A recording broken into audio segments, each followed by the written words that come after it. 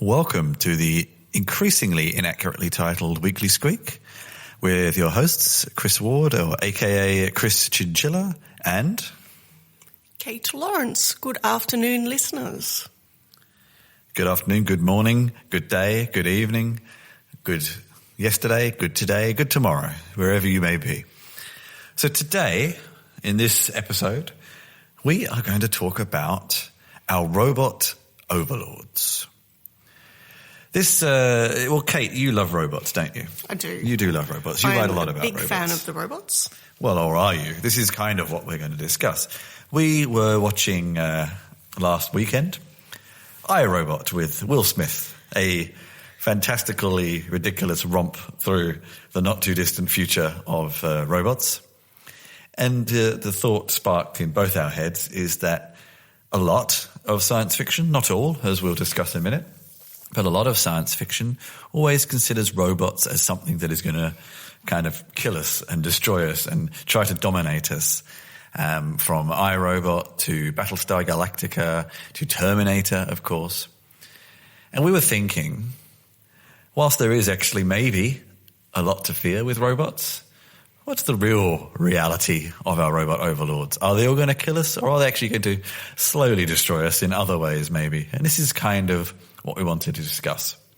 So, where shall we begin? We're going to go a little bit pie in the sky thinking here, with a few groundings of fact and truth and some reports as much as possible, but also a little bit of conjecture and fantastical fadangering. I made up a word there. Fadangering. Oh, yeah. I like that word. Thank you. So, where do you want to begin, Kate? I can see you currently have a picture of lots of people dressed in white with some freakish-looking teddy bear robot. So maybe we want to start there. Oh, yeah, that's the Robear. One of the things I actually like about robots is their role in healthcare. Robots have quite a few different roles to play. And it's worth starting with one misconception or one lack of representation of robots. I think when we talk about robots, we need to talk about robotics, because there's a lot of functions that robots and robotic devices do that aren't the standalone, walking, slightly menacing robot that's usually got some kind of face and legs and arms. The uncanny valley, basically, you mean? Yeah. The futuristic sense, the Cylon, the R2-D2. Hang on. The C-3PO, I can never remember which one's which. The one that stands up. Oh, the gold one? The gold one. Or Data in Star Trek, the humanistic-looking robot. Or for me, perhaps it's more something like Neo or Pep or Atlas or Sophie. People who know robots will know all of these. But I think the reality is that robots and robotics is used as a functional tool by humans in many capacities. For example, if we look at surgery, where robotic arms are being used to do a range of functions within a surgical space. We look at engineering, where in manufacturing, in making automobiles, doing fairly intricate work, in factories, in agriculture. All these places, robots have a part to play. And Chris mentioned healthcare, and I think some of the most interesting applications, besides those in the surgical field, are robotics in healthcare. For example, one place they're used quite widely now is actually in doing work that previously has been hazardous to humans. Some examples is cleaning, where an area needs to be completely detoxified, disinfected, where there's been some kind of fairly serious health condition that's hazardous, that's contagious or what have you. There are robots in some countries that will come in and clean a room and be able to disinfect it using a higher degree of heat and so forth than what a human with a mop and a broom could do, so to speak. Then you have robots in a care role. For example, lifting. One of the biggest hazards to people in nursing and doctors is actually lifting patients, whether it's to wash patients, to move patients, to feed patients, to change patients. And, there's every time you look at any type of report into the health hazards of being, for example, a nurse. The causes of injury to the back is one of the most serious areas. And even, I know this from talking to nursing students when I worked in universities, the number that would have injuries whilst on a ward was quite significant. So now you have robots that are actually being able to move people around and do that lifting role that we previously had people do. And obviously, that's a really important kind of role. But then they've got some more slightly innovative roles, and there can be some crossover here with AR and VR as well, where, goggles, the goggles may be involved, and that's more a growing area too. But if we look at something like the Medi robot in Canada, where it's used, it's a Neo robot, one of the little Aldebaran's little blue and white or red and white robots. They're very cute. I like those ones. And they use it as a form of pain management support for children with very painful pain procedures, or even things like, going in for a flu shot. And what happens is the robot undertakes a series of training. It's programmed to manage to effectively run a program that they take the child through.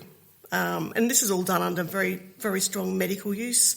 In Japan, we've got robots that do things like move people from beds to wheelchairs and things like that. Very effective again. And some of the other roles, though, I think it's worth having a think about. The increasing area we see of using robots in a range of customer service roles. For example, we've got things like Pepper, and Neo to some extent, who Pepper particularly is used a lot in retail. In Spain and France, the robot is used to provide directions and instructions to people at train stations. If you haven't seen Pepper, it's a robot that's got a little, kind of like an iPad on its chest. It can talk and communicate as well, so it's very good for that sort of thing. It can also do shopping, help people with shopping and finding flaws in a department store and all that sort of stuff. And then if, a couple of last two examples I'll give you would be in Japan. Surprise, surprise. Yes, Japan, where you have robots and China that one of my favourite stories is actually the use in Guangzhou of robots for waitstaff, where there's a range of restaurants that will utilise a robot to carry food, to clean, to take orders, as opposed to a human. And the reasoning here is that it's cheaper than people. However, they have found that a lot of the time when they've tried this kind of stuff, the robots are a bit of a novelty, and the owners kind of will fire them because they don't, they spill the soup, they can't mop the floor, all those sorts of things. The other example I'd give you that's related perhaps is the use of robots in, and this is something we're seeing a lot more, delivery. So from your little box type robots to sort of, more things that look a bit more like a bin on wheels that will go around and deliver things, whether it's in a workplace or a college campus, or even going down the street. I've seen them, and they've started trialling these in parts of Germany. So you see a little box on wheels that trundles down the footpath. Not the easiest thing for cobblestones, I might add. Okay, let's go back a step or two. I'm just doing a quick little bit of research whilst you were talking, because I would like to go back a step and saying what is and what isn't a robot. You've talked about some quite realistic and, current, so very realistic applications of a robot. What is a robot and what isn't a robot? So it's actually quite interesting. I just found the definition of the word. It's actually from Czech, written about, and I'm not very good on Slavic pronunciation, but K. Čapek's play, RUR, Rossum's Universal Robots from 1920. And get this, it actually has its roots in robota, which in Czech means forced labour, which is very strange. And we'll come back to some of that very in a minute. So the dictionary definition of a robot is a machine capable of carrying out a complex series of actions automatically, especially one programmable by a computer. Now, this I find interesting because what is a machine? I mean, is a computer a machine? And in which case, can a computer program a computer? This also is ignoring the input of a human in this process, of course. A human programs a computer that programs a machine, etc., etc. So I think the definition is still a little vague, and we now have things like chatbots, which are not machines. They're very simple artificial intelligences and have half their name derived from robot, of course. Why are they not a robot? Why does a robot have to be physical? Is it just science fiction that has made us think robots should be physical? And I'm pretty sure there are some science fictions, there is some science fiction where robots become this kind of metaphysical intelligence. So, yeah. In fact, in iRobot, spoiler alert, the end villain, as it were, actually is an artificial intelligence that has no physical form, really. So it has like a power source, but its manifestation is just a floating face. Is that a robot? I don't know. And then we come to and Kate, I think you have something to follow this up with nicely. We come to possibly one of the more common understandings of a robot, and this is also what iRobot was based on, the 3 laws of Isaac Asimov. And he coined these in 1942 in a story called Runaround. And actually, this is where the story for iRobot was in. And again, these have this very retro sort of 40s, 50s look. They're human-esque, but they're very metallic. They're very physical. They're very you can almost imagine them being steam-powered, you know.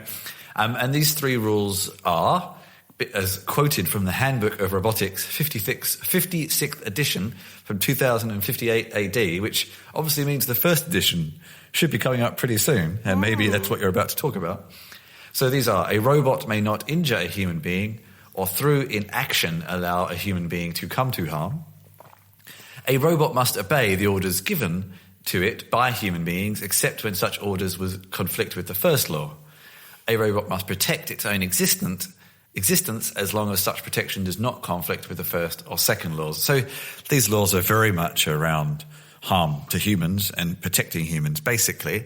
But it is interesting because despite the fact these have come from science fiction, they actually are sort of taken quite seriously, I think, by the industry.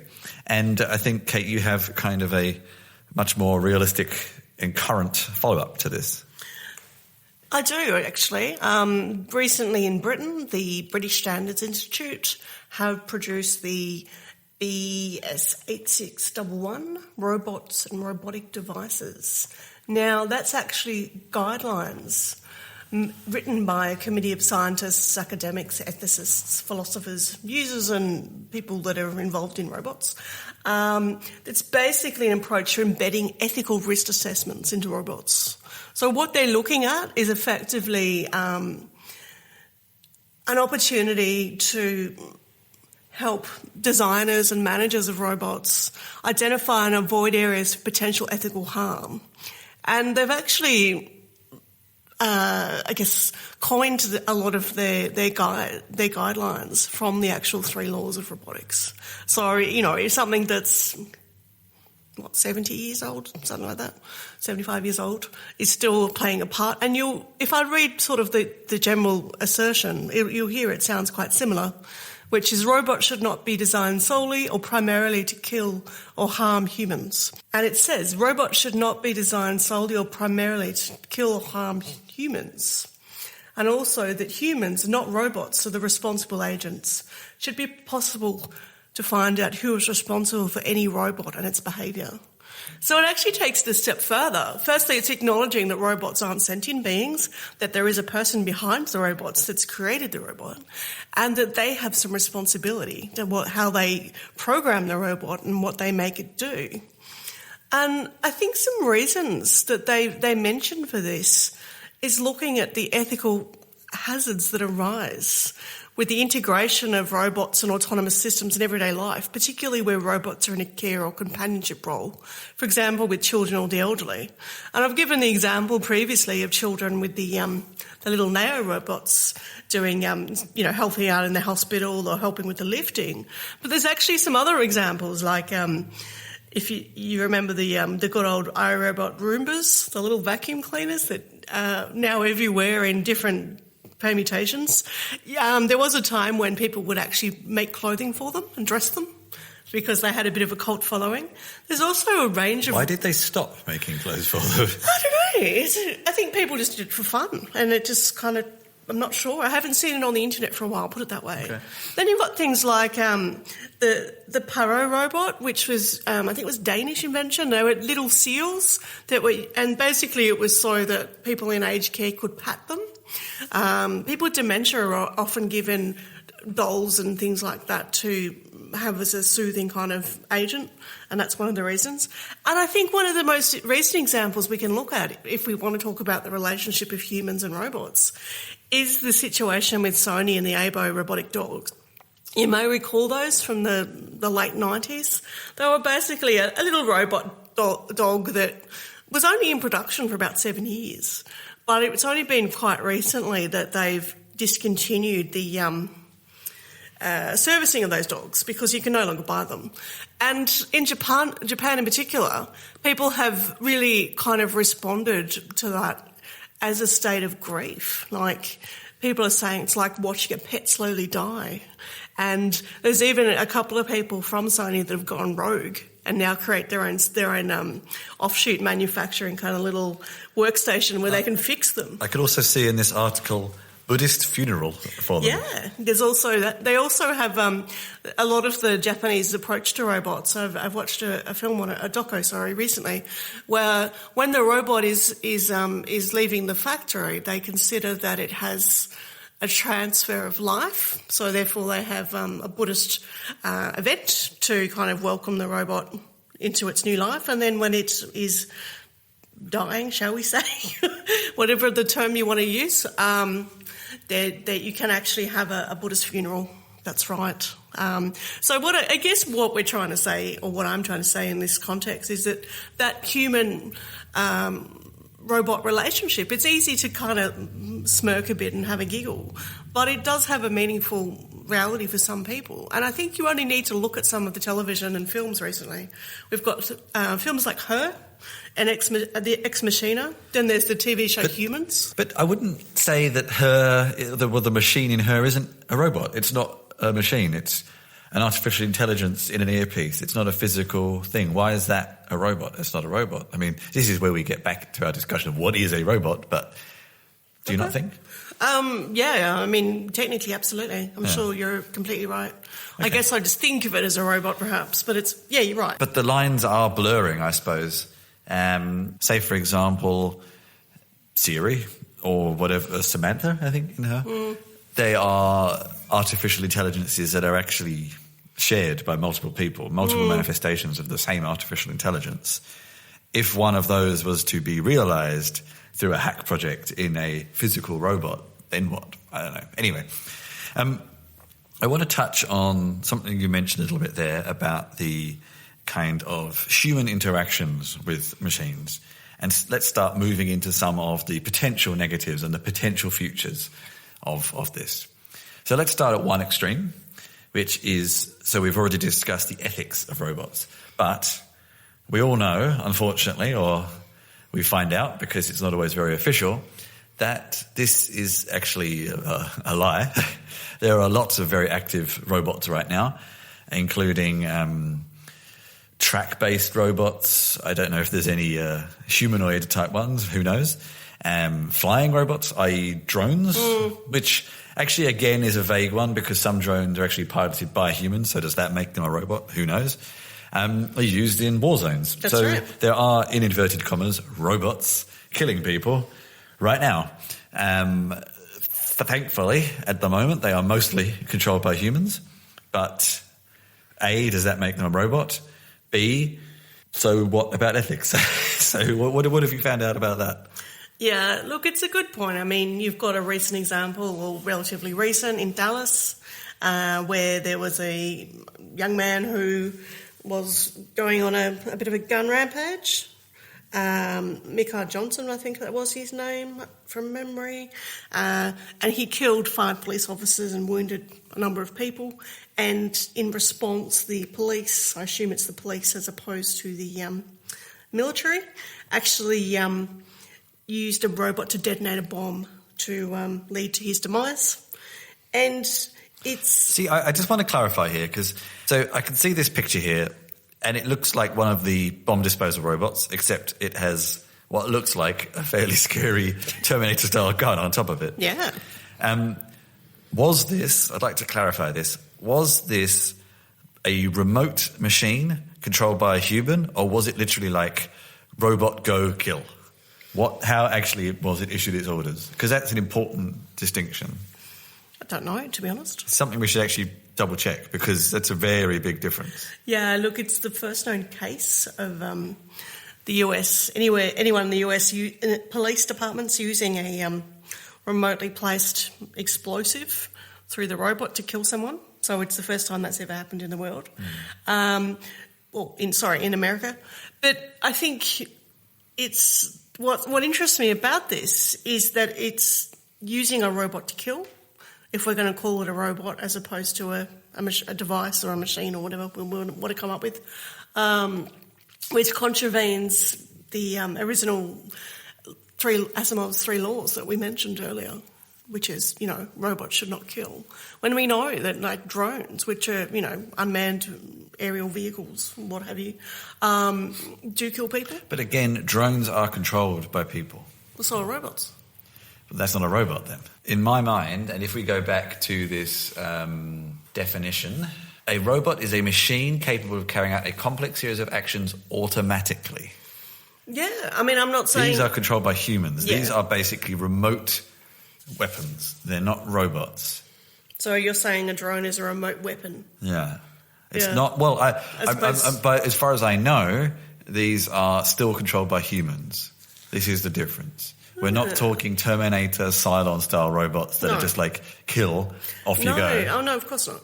But, there's an element of independent thought in that the robot device, or the mobile device, whatever you want to call it, has got to be able to detect a person. It's just a camera. To be able, yeah, That's know. not but that's detecting. what robots do. That's just a camera. Yeah. And it's That's a human seeing through the camera. But someone has to program the robot to be able to kill. No. We're getting a little mixed here. So, as far as I can tell, what you're covering here are basically remote viewing machines in one form or another that a human is looking through a camera, making a judgment, and triggering a weapon based on that judgment. Maybe with some assistance, like precision assistance, camera sensing, image processing, etc., etc. But the decision to kill is still made by a human. Yeah, I see what you're saying. So I wouldn't call these robots. The next logical step is this, but at the moment I would still not call these robots. They're pretty scary. And this is the whole kind of strange thing, and saying like wars of the future will not be fought by soldiers on the ground. Although actually this is not strictly true either, because humans at the moment still have this ability to react quicker and assess situations that robots can't. And this is something else we will discuss. But I'm not sure if I would call these robots, and that's actually a good thing. That's true. It's a good thing. That is a good point, yes. Yeah, these are not the self-sentient, just, I hate humans, kill, kill, kill. No. That's very true. And Thankfully. I am not aware of anyone using robots for quite that purpose. Not yet. I mean, I'm sure there's research. Maybe in North Korea somewhere. No, I don't think North Korea is actually that advanced. No, so. they're not. But hey. Okay, so let's look at the other end of this kind of impact on humans. So you talked a lot about Japan. Yeah. A lot of this stuff seems to happen in Japan. And there have been numerous reports recently that Japan's having a bit of a problem right now, in that, for various reasons, cultural, work, etc., the young to middle-aged of Japan are not only not really having relationships anymore, they're not even having sex anymore. There's going to be a population shortage, there's going to be a whole bunch of issues because of this. They don't really have inward migration, etc., etc. It's a country that has a lot of interesting cultural tropes that make it this way. And one of them maybe is its sort of love of machines. The fact they are so happy to embrace these machines and have a relationship with them effectively instead of a human. It's easier. When you're working 15 hours a day, it's a lot easier to have a relationship with a robot dog than a relationship with a dog that shits everywhere and wants feeding and needs cuddling and all this kind of stuff. You just turn it off when you don't want any attention. But I guess my question to you on this issue was, what sort of effect has it had on society? Like, have they caused job losses? How have those job losses been handled, et cetera, et cetera? You mean, do the robots cause job losses? In Japan specifically, you've talked a couple of times about customer service and all these sorts of things. These are surely places where there were people a few years ago. Yeah, look, it's a good point. I mean, to be honest with you, when we talk about these kind of front-facing customer service-based robotics, they're essentially providing fairly basic tasks, and there's always people there as well. I mean, there's even a hotel you can stay at that's actually staffed by robots, but there are still people in the background. There are people that need to do some of the tasks. So they haven't replaced people, they've supplemented people. Yeah, and I think what they do is I think the more important, interesting role that robots, and I would prefer to use the term robotics, to be honest, play is actually behind the scenes. For example, I went to the pharmacy recently, and they have a little device, robotic device, that is able to, behind where the chemist stands, there's a wall, and behind there is all the drugs, and the robotic device is able to actually pick out your drugs after they, put in the computer what you want, and they slide down a chute and come out to the front. So they're doing some of those, sorting, collecting, collating, blah, blah, blah, more mundane jobs. And I think... And these are used in warehouses and factories. Yeah, big time in warehouses. I spoke to Invicta recently, a company in the States, where we spoke quite at length about this issue of if we look at robotics replacing jobs of humans that were previously done by humans. And I think if you look at something like, say, an Amazon warehouse, I said to him, is it taking the job of people? And he said the problem is, and there's been extensive, research to back this up, there's a lack of people that are able to do these warehouse I'd like jobs. to revisit this topic later. Let's come back to this. Let's just continue with the effect on human society again. In this, well, actually, so is this, but I want to come back to this with a bit more historical context in a minute. Let's come back to this kind of taking people's jobs things in a minute. Okay. Let's continue with the death, and then we've done death. Let's continue with the relationships. At the moment, you have this picture right in front of us of the sex robots are coming with this very unrealistic, i.e. very realistic and unrealistic in that doesn't exist. The sex robots are coming with a very attractive woman in bed with a robot. And, I mean, this comes back to what we're saying about relationships. Often the hardest bit about, what you want from a human relationship is company, basically, to be honest with you. And the thing you like least about relationships with humans is disagreement. And a robot is probably not going to disagree with you and maybe give you company and fulfill some basic needs. So what's so wrong? You're asking me for an opinion? I'm posing a question. Yeah, look, it's a good point. I mean, I was talking to the CEO of Mystery Vibe recently. Mystery Vibe's a company that creates pleasure products, or sex toys as we know them, connected sex toys that you can manipulate, so to speak, with a mobile phone. Really interesting company, lovely person to speak to, absolutely fascinating, one of my favourite people to talk to about this kind of stuff. And he believes that there will actually be sex robots within the next 5 years, or by about 2020. They won't be sentient. They won't necessarily have a lot of AI capacities or anything like that. But the reason he thinks they'll come in is because a lot of the silicon manufacturing has got so much better, so that you can now touch products where the surface feels like human skin. So you're basically saying these are more reactionary, realistic feeling dolls, really. Yeah, they're not reacting. They're not saying, "Hey, I want a sex robot that acts like a dominatrix," and they just do it. It's not that kind of level. Not quite. Look, you can actually get. There is one sex robot that's available. If you go to China, there's a commercial robot store called 5S that has a chain around different parts of China, and I think there's about 6 stores.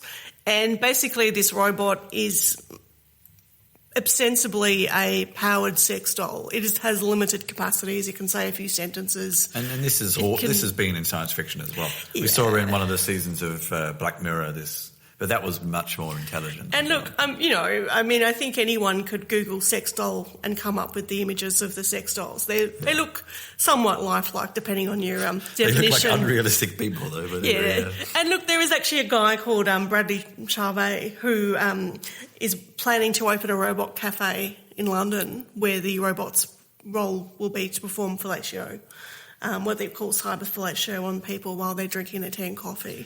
I mean, that just seems to me like, I don't really want to get too deep into this topic. No. But surely that would be cheaper to do it the old-fashioned way.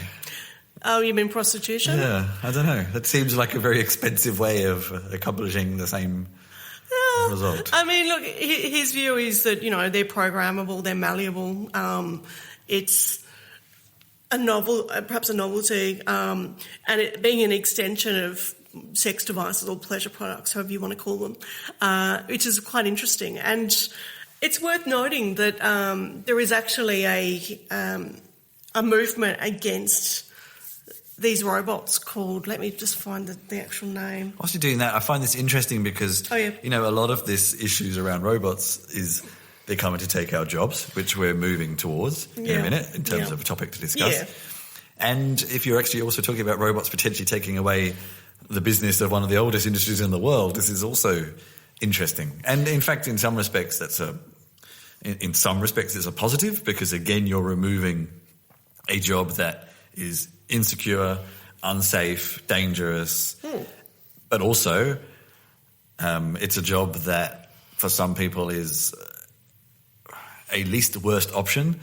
For some people, it's actually there's certain prostitution where it's actually a different kind of decision as well. It's not it's not a job you're forced into. It's actually a job you've decided to get into. So it's not always a negative job, but it's interesting that even one of the oldest businesses in the world is potentially having this problem. And so another interesting angle from this is earlier in the week, Kate and I were at the Porn Film Festival here in Berlin.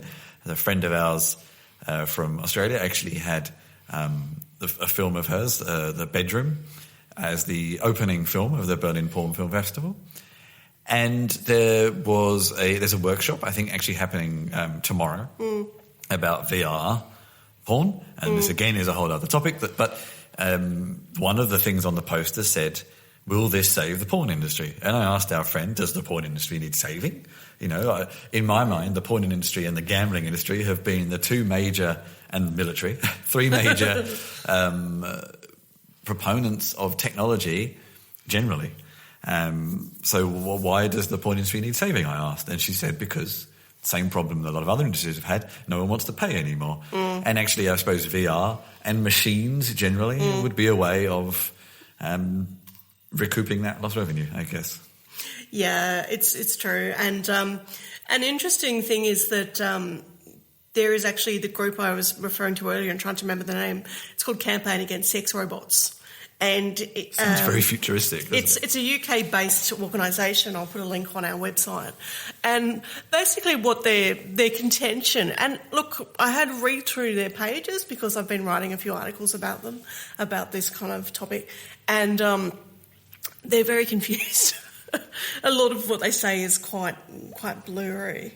But really, ostensibly, their view is that a meaningful sexual relationship has to have an experience of mutuality. I think that's a word. And that if you're using robots, it causes an inequality of power relations, which is kind of interesting. And if you take this a step further, an example I'd give you is the Love and Sex with Robots conference. It's an annual conference that was started a couple of years ago. They tried to hold it last year in Malaysia, I think it was, Malaysia, in November last year. And it was actually banned by the head honcho of the police that it was immoral. It's like a strange country to decide to have it. Yeah, I know. Well, it's in London this year. Okay, So, slightly more liberal. Only slightly, I think. But anyway. When we talk about love and sex and robots, and I might say love and sex are quite different, as we all know. What? One thing that I've heard people talking about at the moment in research, because I have a criminology background, is the idea of, can we look at using robots to treat or to funnel sexual deviance? For example, the idea that people that are attracted to children and commit child sexual abuse, is it better if they have child robots? This is interesting because it's not really solving the problem, is it?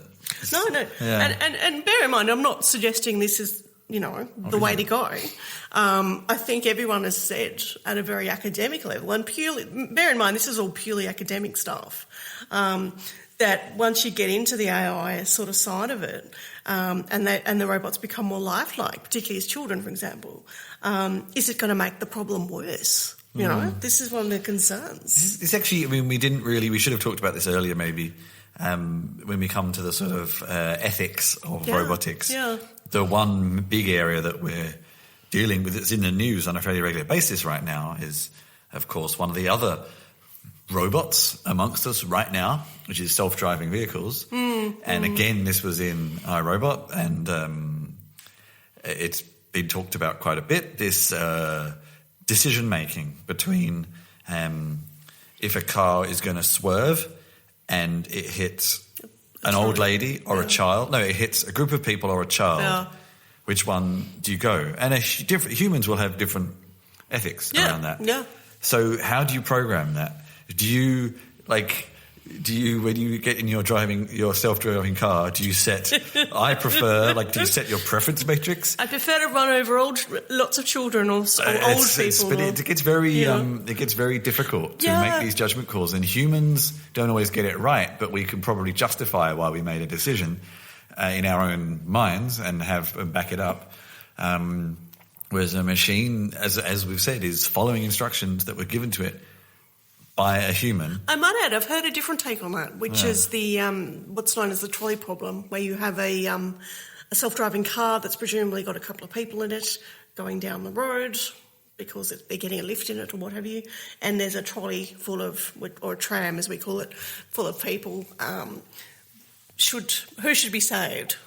Should it be the trolley full of people, or should it be the car with the people in it? And apparently most cars will lean towards, saving self, as we kind of alluded to earlier in the Asimov first rule or what have you, second rule I think it was.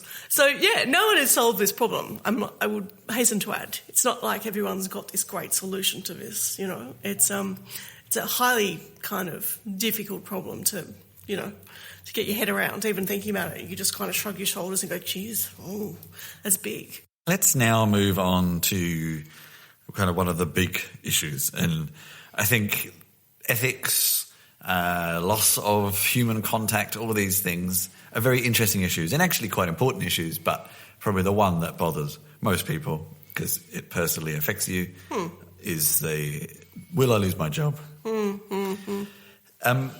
this is an interesting one. This is one of those areas that is not the first time we've had this discussion when there's been a major shift in technology. And B, sometimes we don't really know what's going to happen until it happens, and how we accommodate these things. So I'm looking backwards here. I'm trying to find a couple of examples of these sort of major technological advances and how they've affected society. And I guess the an obvious place to start would be the Industrial Revolution. It's about 200 years ago. I'm finding it quite hard to find any hard and fast numbers about the effect that had on the employment rate. I would say that apparently, according to statistics, and also bear in mind, of course, that statistics often have only really been started to even be monitored in the past 50, 60, 70 years. So sometimes it's hard to make comparisons. Yeah, that's true. But people say that we have never been more employed. Yeah. And so when machines became widespread, dumb machines, but in the Industrial Revolution, there was a fear from the Luddites and other movements that these machines would take away jobs. And actually, generally what happened was that these machines actually facilitated humans to do different jobs. And there was a lot of other effects. So some interesting articles here. I suggest you kind of Google like the effects of the Industrial Revolution on society, and there's probably books after we book. We can probably put a couple of links on the subject. But one of the things is, like, it was actually, for the working class, it was pretty brutal. Long working hours, usually dark, dangerous, hazardous conditions. But in the long run, it produced a new upper working middle class. It produced an increase in income. It produced an increase in quality of life. It produced an increase in productivity, consumerism, capitalism, etc., etc. Whether you think all those things are a good thing, it depends on your viewpoint. But in the long run, it could be said that Industrial Revolution created positive outcomes. I say, caveat that with depending on your perspective. But looking at it sort of from an economical, societal perspective, I suppose. Then we could also think about computerization. Think about those images of all the typing pools, generally employing women in the 1940s and 50s and before that. And when computers became more widespread in the 1970s, again, there was this feeling that they would take away all these jobs. And they did take away those jobs, but they created some other jobs too. And again, we come back to this statistic, which may or may not be true, that we have never been more employed. We have a society now that is based around certain things happening, and one of those is a lot of transportation and logistics, and we've talked about self-driving cars, and if they are widespread, they will take away a lot of those jobs. Robots will take away a lot of customer service jobs, we've already said, and we've seen it in science fiction, all these sorts of things. So actually, forget robots coming to kill us all. Probably the most likely outcome is they will take away a lot of jobs. I'm not going to say they're going to take away our jobs, because that implies there'll be nothing to replace them. We don't know yet. Other jobs may come to replace them. Like we were discussing this earlier, and you said to me that if there was to be a widespread rollout of self-driving cars, which is going to take a while yet, but if there was to be, to optimize it, roads would have to change. So there will be a period of high employment whilst those changes are made. There would be people who needed to maintain those systems and monitor those systems and all these sorts of things. So that's a job shift, not a job removal. Whether the new jobs created equal the jobs taken away is hard to say. And, you know, one of the other examples that has happened recently is there's been a sort of change and a shift from these big monolithic companies that you work for, and say one company that employs 10,000 people, maybe now you have 1,000 companies that employ 10 people. And it's not that the jobs have been lost, but the jobs have shifted. So, but it's really hard to say, of course, until it happens. But this is probably the most realistic outcome of robots. And, I think you've got some things you want to add to the discussion. Sure. I mean, it's funny, like I mentioned earlier, talking to the CEO at Invicta, the company that makes robotic solutions for warehouses and factories and those sort of spaces. And I asked him at length about the issue of robotics in warehouses, because what their robots do, they have a couple of different ones, is basically they will be able to, they're used in, like, let's just use Amazon as an example to make it easy. So someone orders, 4 different products, I want 5 pairs of shoes, I want this and that. The robot is able to go and collect those items. And what is interesting about their products in particular is the level of, I guess, what I would call fine motor skills in being able to pick up very small, finicky products like screws and, little things that before you wouldn't think a robot could pick up. So the robot can pick them up and take them to the packing station, and another robot will pack them. So you can imagine the amount of time it saves and also the amount of labour. And it's interesting because, is this taking a job?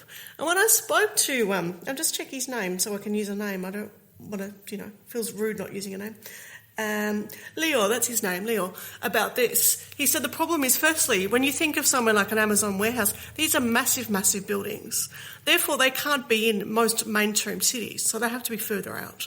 So it may be a 2-hour commute for a worker because there's nothing else around there except the factory. That's your first issue. Secondly, the work is often seasonal because that's when it's in demand. For example, Christmas time and things like that. And he said the bigger problem, particularly in America, is they can't get the workers because people don't want to work those kind of hours and shifts because it's brutal work. You're on your feet, you're rushing, etc., etc. And you may have read the article that came out a few years ago, The Life and Death of an Amazon Warehouse Temp, which I've linked to in an article and I'll put down for you as well. Quite a gruelling story about the experience of someone doing one of these really shitty warehouse jobs where they were on the clock and had to do a certain number of, picks and packs per day to be able to move forward. And this was someone who was a temp who wanted to go permanent, so they could get benefits and all that sort of stuff that you would like to get in any job. And, this stuff is very, very difficult to do as a job sustainably because you can't sustain people's welfare and health doing these kind of jobs long term. And so therefore the robot is a role. And, if I look at another example of using a robot in something like, let's say a market, a farmer's market or a shoe shop or something, where the robot can be out the back getting the shoe boxes when you want a size 6 instead of a size 4 or whatever it is, rather than the person out there every time has to keep going back and getting the box. So saving some of that labour, but also giving the people those front-facing jobs, the customer service jobs, rather than the grunt labour. So it's another perspective.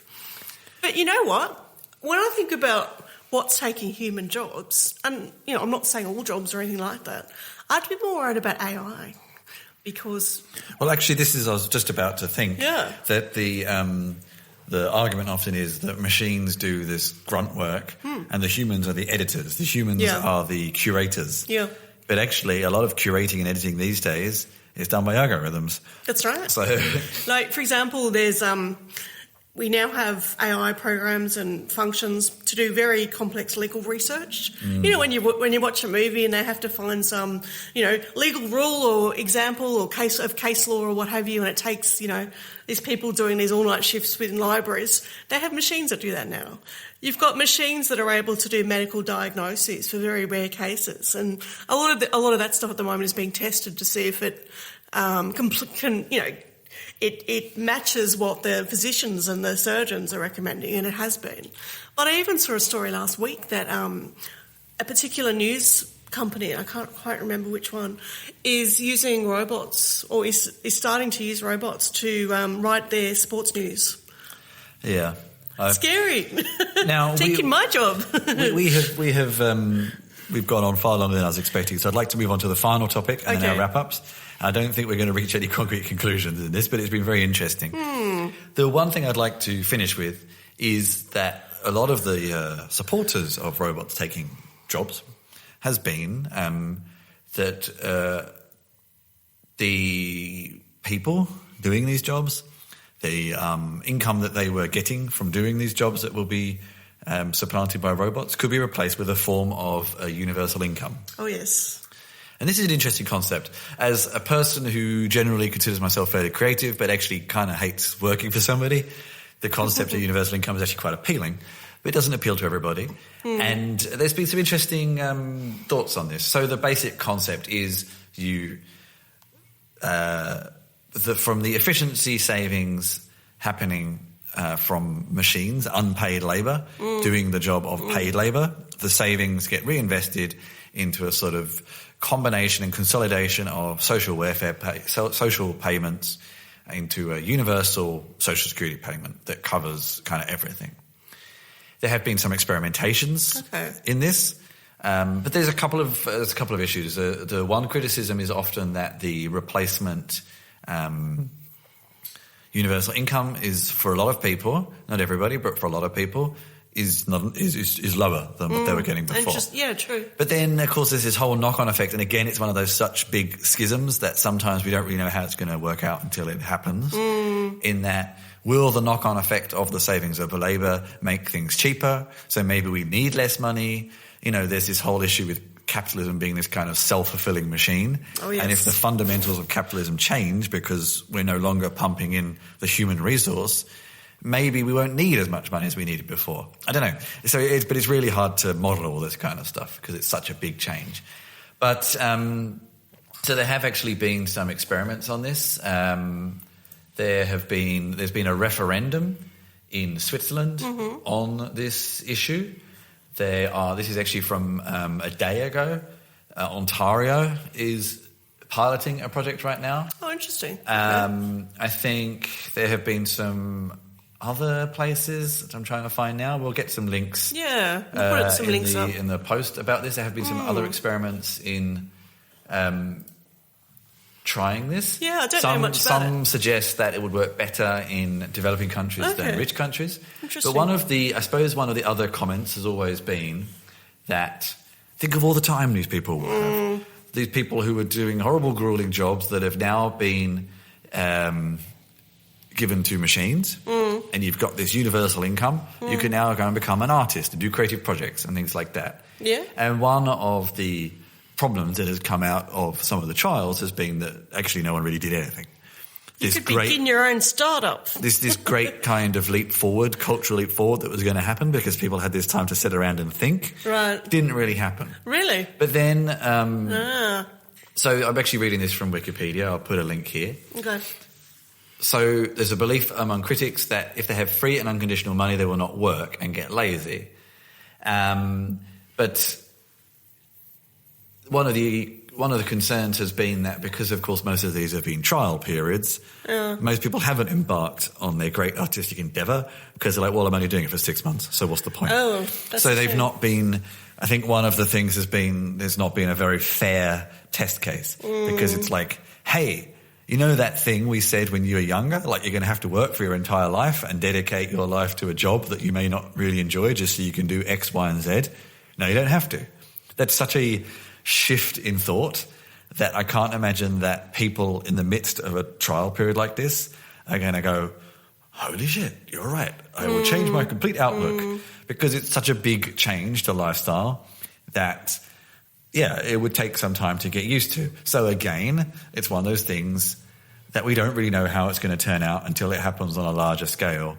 And then one of the other criticisms has been that the consolidation of all these social security things actually ends up costing more because you're paying people more than... The economic argument is also...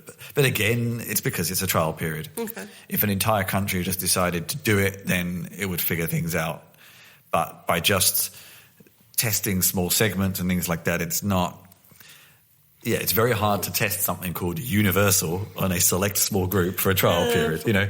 I think it would be hard to get everyone to be... to adopt it too. Like, you know, are we talking about people, you know, dual income households where one person does it or both, or, you know, is there an age beginning and cut off? There's so many issues about these kinds of things. And, like, if I think about labour that could be replaced by robotics, I think of household labour or, you know, much of which statistically is probably done by women in the house. There actually was a comment up here about feminism. Yeah. I'm trying to find it now, but because, here we go, feminist views. Yeah, although the feminist views tend to be one side on one, considering it gives independence to women, but then others saying that it would have the potential to discourage women from participating in society and workforce as well, because you would just fall back to traditional gender roles. Okay. So... Again, everyone has fairly divided opinions on that. Look, to be honest, I don't know much about this at all. It's, you know, I've only very, very minorly looked at it. But look, we would actually value some opinions on this stuff too. Definitely. This is a very interesting topic. I'd like to wrap it up now. Yeah. I personally, as a person who believes that change can, in the long run, encourage positive outcomes, and a person who considers themselves fairly inventive and resourceful when faced with a challenge, I say, as long as they're not gun-toting, I semi-welcome our robot overlords because they could create some very interesting societal changes. But I'm saying that from a position of privilege, so I've got to be careful there. What do you say, Kate? Do you welcome our robot overlords or not? Not just the cute ones. I do, with some conditions. So, yeah, look, people know I'm a robot fan, so I have to say it. I have to say that. Okay, that was short. Yeah, look, it's all I've got to say, really. Okay. All right, well, just in our very quick wrap-up of what else we've been up to in the period, and then we'll leave it there because this has been a very interesting topic, but I think we could go on forever. True. So I have, again, been working more the past few weeks, so I haven't written as much, but here's a few things I've written. I live blogged the Apple event from the past couple of days, and as a 20-year Mac user, I'm a little unsure about things. I am actually considering a switch to Windows or Linux right now.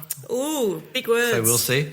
In related things, I got this awesome little Lenovo yoga book tablet, graphics tablet. Why has it got the term yoga in it? Because that's just the brand they use, because it's flexible. Oh, okay, right. Yeah, whatever. And I did a hands-on review with that. Okay. I was also at the Essen Spielemesse, and I haven't quite written back all the ideas I had from demoing my game there for 4 days, but that was quite a big event and quite exhausting. I was also in Kosovo, in Pristina, which was interesting, and I haven't really considered doing a blog post about it, but I do have a previous blog post about startups in Kosovo. Yeah, interesting. I also wrote a guide to the Medium exporter that I recently worked on and how you can help me make it better. And I also upgraded my Docker hosting article. Okay. Which was very, very popular. In fact, if you type in Docker hosting, that article comes up. Oh. So I had to update it a bit. Kate, what have you been up to? This and that, I suppose. I've been some of you probably know I work with a company in Hong Kong called Nextpack, who are creating modular phone cases and things like that. And they're preparing for a fairly interesting event in Silicon Valley, so doing some helping out there a little bit with some, just some writings. I've also been doing a lot of writing articles, wrote some work on Mars, which was quite interesting. Dan McCoskey, who some of you might know, he used to work at Google, and when they were doing their own version of this modular phone case called Project Ara, no longer in existence, he actually visited the factory where they're making the modules, so I interviewed him a couple of times. What else? I've been writing about drones and some of the issue of insuring drones. This heading I really dislike. More drones, more problems. Yeah, just a general knowledge kind of thing for you guys. When you see a really kind of dick heading, we don't write our own headings, don't you? Because my editors love a heading that's got a bit of a pun. And so they've always got a pun. Like I wrote about the use of HoloLens by ThyssenKrupp, which is a elevator company here in Germany, and it says going down, bringing out elevator servicing. What else have you been writing, Kate? We better wrap up. I've been writing about HoloLens. I've been writing about the drone insurance. I've been writing a bit about the idea of modular body parts. For example, if you have a prosthetic, could it have other functionalities? For example, a smart prosthetic that perhaps has a weapon in it, or some other bits and pieces. I think if you read the article, you'll understand the context. And that is readwrite.com/author/Kate with a C -Lawrence with a W. And these ones were for Nextpack, nextpack.com/blog.